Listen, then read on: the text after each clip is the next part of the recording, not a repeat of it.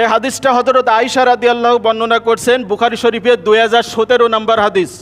আন আয়েশা রাদিয়াল্লাহু আনহা আন্না রাসূলুল্লাহ সাল্লাল্লাহু আলাইহি ওয়াসাল্লাম ক্বালা তাহাররাউ লাইলাতাল কদরি ফিল উবিত্রি মিনাল আশরিল আওয়াখিরি মিন রমাদান।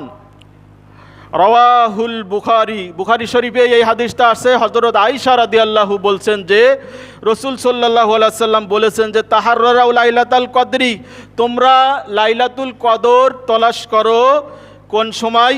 ফিল উইত্রি মিনাল আশরিল আওয়াখিরি মিন রমাদান। বলছে যে রমজানের শেষ দশকে বেজোড় রাতে তোমরা লাইলাতুল কদর তলাশ করো। তাহলে আমরা কোন কোন রাতে লাইলাতুল কদর তলাশ করব? 21, 23, 25, 27 আর 29।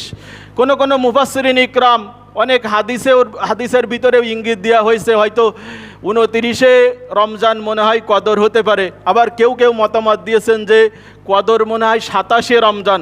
আবার কিছু হাদিসে ইঙ্গিত পাওয়া যায় যে 21-এ রমজান। অর্থাৎ রাসূল সাল্লাল্লাহু আলাইহি সাল্লাম স্পষ্ট করে বলেননি। রাসূল সাল্লাল্লাহু আলাইহি সাল্লামকে জানানো হয়েছিল স্পষ্টভাবে যে কদরের রাত কোনটা। কিন্তু সাহাবীরা যখন রাসূলের কাছে জিজ্ঞাসা করে যে রাসূল এই কদরের আসল কোন তারিখটা আমাদের একটু বলে দেন, তখন রাসূল সাল্লাল্লাহু আলাইহি সাল্লাম বললেন আমাকে এটা ভুলিয়ে দেওয়া হয়েছে।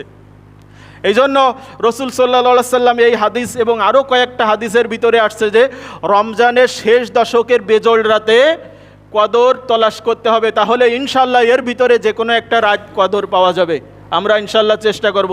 তাহলে আমরা কি বললাম? যে রমজানের শেষ দশকের বেজোড় রাতে আমরা লাইলাতুল কদর তলাশ করব। এটা হচ্ছে বুখারী শরীফের 2017 নম্বর হাদিস।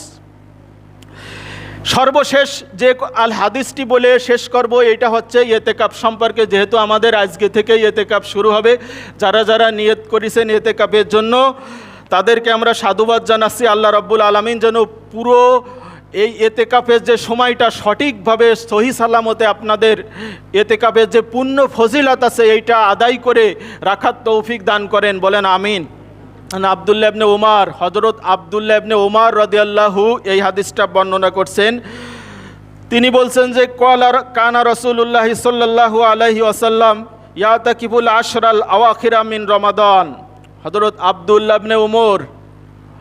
ইবনে উমর আপনারা হয়তো চিনবেন, আমাদের দ্বিতীয় খলিফা হযরত ওমর রাদিয়াল্লাহু ছেলে আব্দুল্লাহ ইবনে উমর, উনি এই হাদিসটা বর্ণনা করছেন।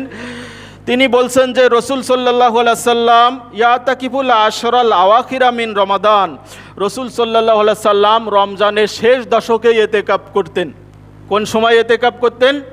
রাসূল সাল্লাল্লাহু আলাইহি সাল্লাম রমজানের শেষ দশকে ইতিকাফ করতেন, অর্থাৎ 21 থেকে শেষ পর্যন্ত। যদি 29 হয় তাহলে 9 দিন, আর যদি 30 হয় রমজান মাস তাহলে 10 দিন। এইভাবে রাসূল সাল্লাল্লাহু আলাইহি সাল্লাম জীবনে যতদিন বেঁচে ছিলেন ততদিন রমজানের শেষ দশকে ইতিকাফ করেছিলেন।